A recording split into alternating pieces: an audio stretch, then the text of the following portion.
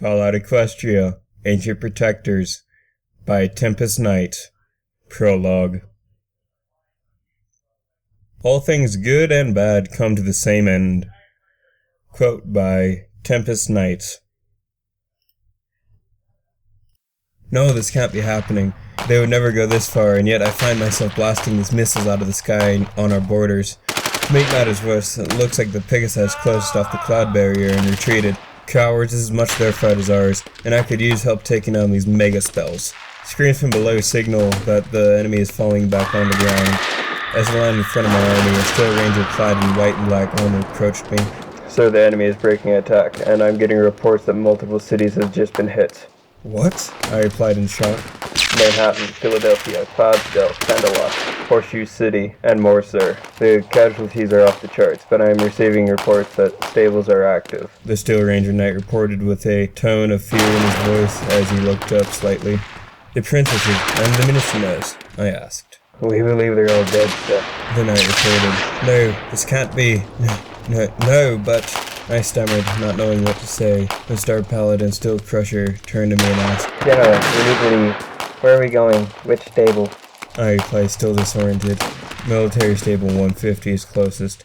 Take everyone and go. I'll remain here and stop more missiles, even though damage has been done this day for the next 1,000 years to live through. I have seen death. It's not a new concept for me. I am ancient compared to every pony. I know, aside from the princess, born into the world by my Pegasus mother of half-crystal pony descendant, and to my mighty dragon father just in time to be a knight and serve during the last war of the Griffin Kingdom. Now the region that I was charged to defend is falling, and all I can do is watch and mourn the loss of so many. And her, no dashi, she's gone. I lowered my head and impacted the ground. We had just decided to get married the last time I was in Canterlot. Luna needed to meet us both for a strategy meeting, as the threat for a mega spell bombardment grew. If I had a chance to say goodbye. She's gone. I muttered aloud. No pony heard me as I stood in shock, and a single tear dropped from my eye and rolled down my cheek. Understood, sir. We'll get them there. Do you want us to wait for you? Steel Crush asked with a tone of sorrow and fear. No, get everyone inside and go into cryo. Consider this my final orders until we meet again, I said, looking straight at her, my trusty second commander, a unicorn medic clad in Steel Ranger armor named Applebits. Understood. It has been an honor to serve with you, she exclaimed, stepping back, then nodding, getting the troops to the stable.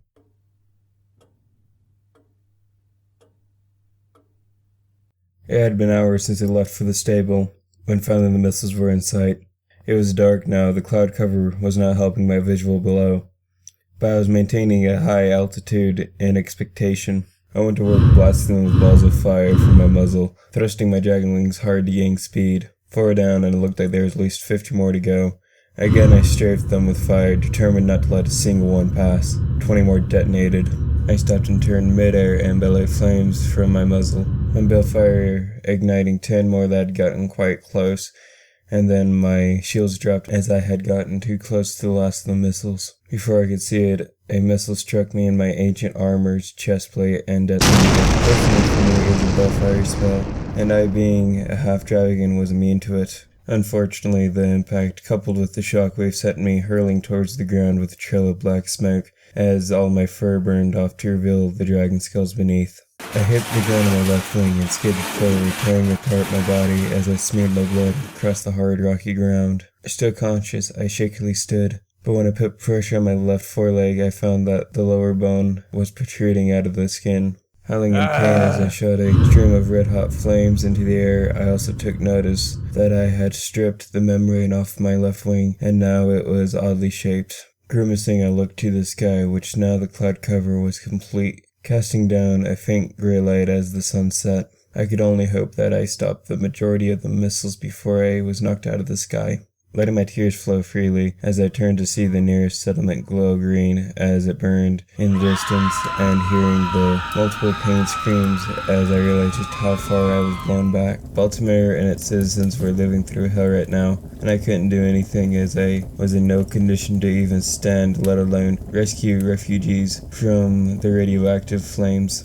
I tried to take a step towards the burning city, but I fell onto my face as I howled in a fresh wave of pain and looked at my flank. Embedded into my right side was a large chunk of metal that had dug itself deeply into me. I quickly used my talisman to surround it in a magical aura and ripped it out of my side as blood gushed from the wound. My vision became fuzzy as I looked towards a cave that was not too far from where I was standing. I managed to stand again as I put magical pressure on the wound to stop the bleeding. I ignored the pain. I shakily limped on 3 hooves inside. Laying down, I breathed fire to cauterize the gash on my flank, as I felt a warm tingling sensation on the back of my head before passing out into a nightmare-filled coma, filled with the screams of the innocent ponies that had burned to death, and repeating images of my beloved Rainbow Dash, suffering from many different fates.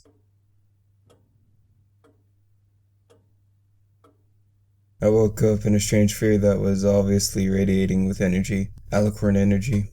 By the time I spotted them, a bright blue flash erupted before my eyes. Tempest Knight, the last son of the Mage Dragons, finally awakes, I see. I am the goddess. I watched as individual faces rolled across her giant head, unsure of what I was looking at. She continued, "You have been resting for 200 years, though it really doesn't matter anymore since the stables failed, and Equestria is a little more than a radioactive wasteland filled with charred pony skeletons." I replied weakly, noticing that my midnight coat had turned charcoal gray, and my black and red mane and tail also faded. "What do you mean?" she answered with a factual tone. "Indeed, all was lost after the spells hit. The stables fell during the first generation they were operational for, and the land became too irradiated for life to continue." I once again drifted off into a nightmare-filled sleep. As her voice faded away, I failed my duties, and I was the only one left.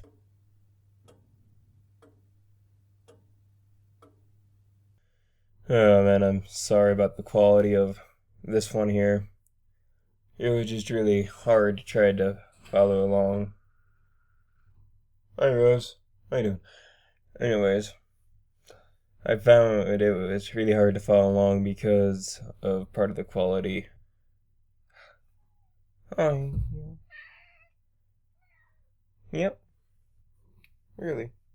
Because the quality of the writing, I mean, I was going through it and I found like at least 20 different spelling errors and stuff, so I'm going to continue with it because I think it's a good concept, but there's some things I don't quite agree with, so checking out, see you later.